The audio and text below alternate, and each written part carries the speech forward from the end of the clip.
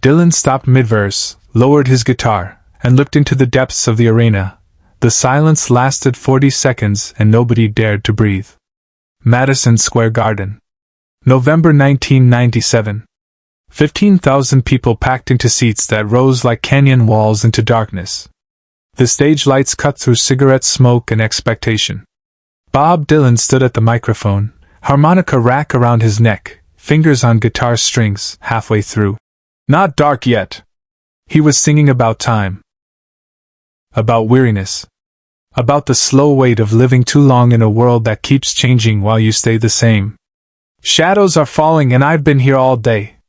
And then he stopped. Not a planned pause. Not a dramatic flourish for effect. He simply stopped singing midline, his voice trailing off into nothing. His fingers stilled on the guitar strings. The band behind him, sensing something wrong, let their instruments fall silent one by one. Piano, bass, drums, until there was nothing. Dylan lowered his guitar slowly, the body of the instrument hanging at his side, his hand loose around the neck. He lifted his head and looked up. Not at the ceiling. Not at the lights. Into the upper reaches of the arena where the cheap seats disappeared into shadow. His eyes fixed on something. Someone. A point in the darkness that only he could see. 40 seconds of absolute silence in a venue built for noise. Nobody coughed. Nobody whispered. 15,000 people held their breath and waited for Bob Dylan to decide what came next. Dylan didn't explain himself. He never did. To understand what Dylan saw in those upper seats, you need to understand what happened 6 weeks earlier. And to understand that, you need to know about a letter that arrived at his management office in September 1997. The letter was handwritten. 3 pages. Careful script. The paper showed signs of being folded and unfolded many times, as if the writer had composed it, put it away, retrieved it, reconsidered, put it away again. Finally mailed it. It was from a man named Thomas Brennan. Age 64. Living in upstate New York. The letter began. Mr. Dylan, you don't know me. But your music kept me alive when I was 19 years old and ready to give up on everything. Thomas Brennan had been a soldier. Vietnam. 1969. He'd been drafted at 18, shipped overseas at 19, and returned home at 20 with the kind of damage that doesn't show up on medical charts. The letter didn't go into detail about what he'd seen or done. Just said, I came back wrong. The kid who left didn't come back. Someone else wearing his face did. In 1970, Thomas had worked a factory job in Buffalo. Lived alone in a rented room. Spoke to almost nobody. Slept badly. Drank more than he should have. Stood on the edge of the Erie Canal one February night for 20 minutes trying to decide whether to step forward or step back. What stopped him was a transistor radio in his coat pocket. He'd forgotten it was there. It turned on accidentally when he put his hand in his pocket. And through the small crackling speaker, Bob Dylan's voice sang, The Times They Are A-Changin. Not the triumphant protest version everyone remembers. The tired, worn version Dylan sang in later years. The one that sounds less like a rallying cry and more like a man documenting something he's watched fail. Thomas listened to the whole song standing on the canal bank. Then he stepped backward. Walked home. Sat in his rented room until sunrise. Went to work the next day. And the next. And the next. He didn't suddenly get better. Recovery doesn't work that way. But he didn't step forward into the canal. And 27 years later he was still here. Married. 3 children. 5 grandchildren. A life built one day at a time on the foundation of stepping backward instead of forward.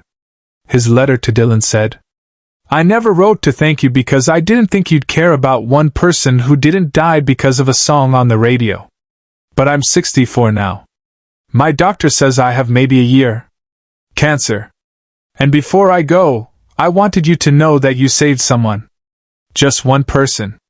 But you saved someone. The letter ended with a request.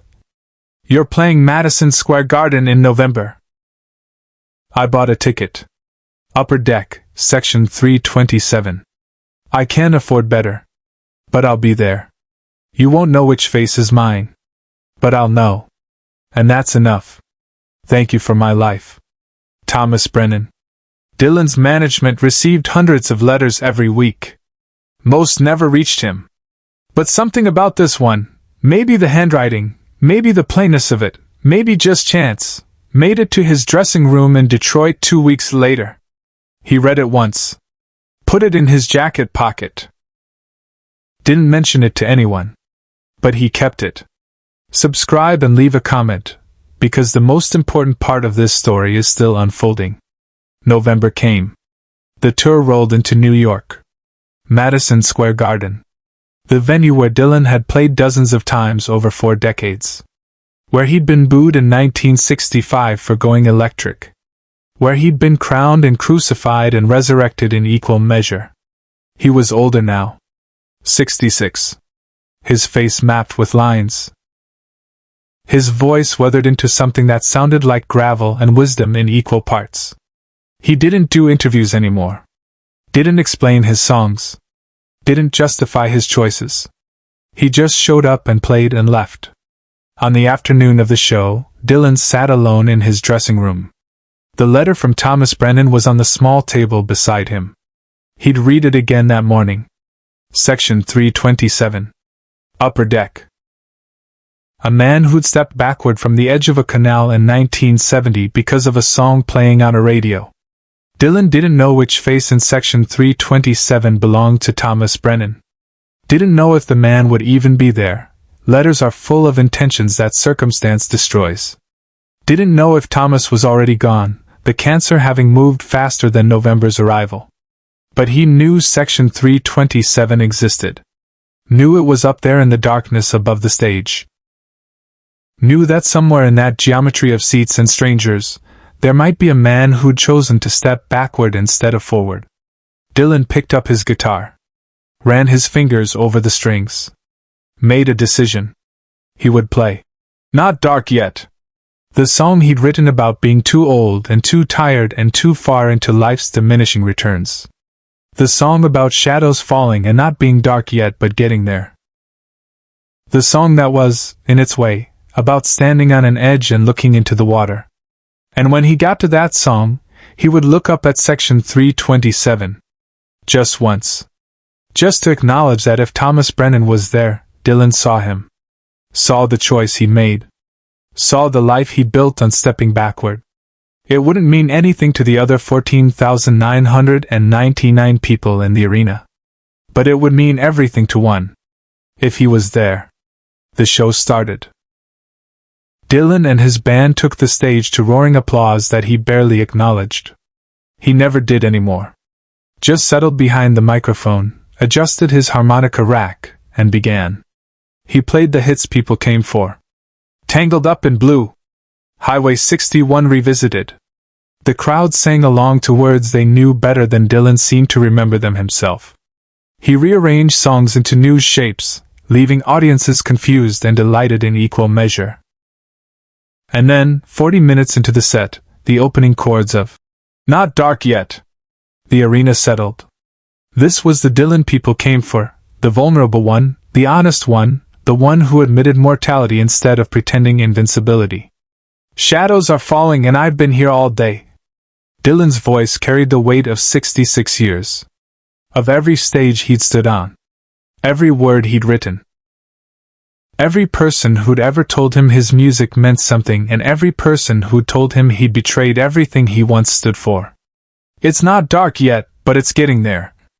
He reached the second verse. The one about being born and how nobody asked if he wanted to be. About feeling like everything good had already passed. About the slow fade into whatever comes next. And then he looked up. Section 327. Upper deck. Where the seats rose into shadow and faces became indistinct. Where the cheap tickets put people who couldn't afford to be close but came anyway. Dylan's eyes scanned that section. Searching. Not knowing what face he was looking for. Not knowing if Thomas Brennan was even there. Not knowing if the man was already gone. But looking anyway. Away from the spotlight, Dylan made a choice no one expected. He stopped singing. Mid-verse. Mid-line. His voice simply faded into silence. His fingers stilled on the guitar strings. The band. Professionals who'd learned to follow Dylan's unpredictable choices let their instruments go quiet. Dylan lowered his guitar. Let it hang at his side. Kept his eyes fixed on section 327. The silence expanded. 5 seconds. 10. 20. 15,000 people didn't understand what was happening. Some thought it was technical difficulty. Some thought Dylan had forgotten the words, not unusual for him. Some thought it was artistic choice, some dramatic pause that would resolve itself. But it kept going. 30 seconds. 40. In section 327, in seat 18, row M, Thomas Brennan sat with tears streaming down his face. He'd made it. The cancer was in his bones and his liver and his lungs, but he'd made it to November. Made it to this seat. Made it to this moment. He told his wife he was going to a concert. Hadn't told her why it mattered. Hadn't told her about the letter or the canal or the radio or any of it. He'd just come. Sat in his seat. Waited for the moment he'd know Dylan had read his letter. And now Bob Dylan, the voice that had kept him alive, the songs that had mapped his recovery, the distant figure he'd never met and never would, was looking directly at his section.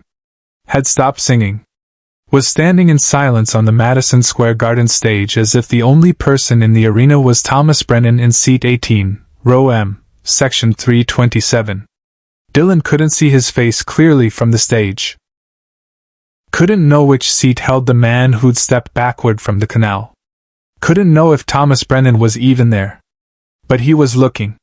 And in a venue built for spectacle, Bob Dylan had chosen silence. Had chosen to stop. Had chosen to acknowledge that somewhere in the darkness, one person might need to know they'd been seen. What followed stayed with everyone who witnessed it, long after the sound faded. Dylan stood in that silence for 43 seconds total. Then he lifted his guitar back into position. Adjusted his grip on the neck. Found the strings. He didn't restart. Not dark yet. From where he'd stopped. He went back to the beginning. Played the whole song again from the first line. Slower this time. Quieter. Like he was singing it to one person instead of 15,000. When he finished, there was no applause. The audience seemed to understand that whatever had just happened wasn't performance. It was something else. Something private that had occurred in public. Dylan moved on to the next song without comment. Never mentioned the pause. Never explained himself. He never did. After the show, Dylan sat in his dressing room. The letter from Thomas Brennan was still on the table. He picked it up, folded it carefully, and put it in his guitar case. Not in his jacket pocket. In the case. With the instrument. 3 weeks later, a short letter arrived at his management office. Same careful handwriting. 1 page this time. Mr. Dylan, I was in section 327. Seat 18, row M. I saw you look up. I don't know if you saw me. But I know you tried. That's everything. Thank you. Thomas Brennan. Thomas Brennan died on January 4, 1998. His obituary in the Buffalo News mentioned his factory career, his marriage, his children and grandchildren. It didn't mention Vietnam or the canal or the concert. But his wife found a ticket stub in his wallet when she was sorting his things. Madison Square Garden. November 16, 1997. Section 327, row M, seat 18. She didn't know why he'd kept it. She put it in a box with his other papers and forgot about it. Bob Dylan never spoke about that night. Never mentioned Thomas Brennan. Never explained why he stopped mid-verse and looked into the upper deck. He didn't need to. Share and subscribe. Some stories deserve to be remembered. Dylan still carries letters in his guitar case. Still reads them between sound checks. Still looks up into the cheap seats during certain songs. Not every night. Not every venue. But sometimes. Because Thomas Brennan taught him something that 40 years of fame hadn't. The power isn't in being heard by millions. It's in being seen by one. Dylan kept the letter. It's there now, folded beneath the strings, traveling to every show. A reminder that stepping backward from the edge counts just as much as any protest song ever written. And in section 327 of every arena Dylan plays, there might be someone who needs 40 seconds of silence more than they need a song. He never explains himself. But he always looks up,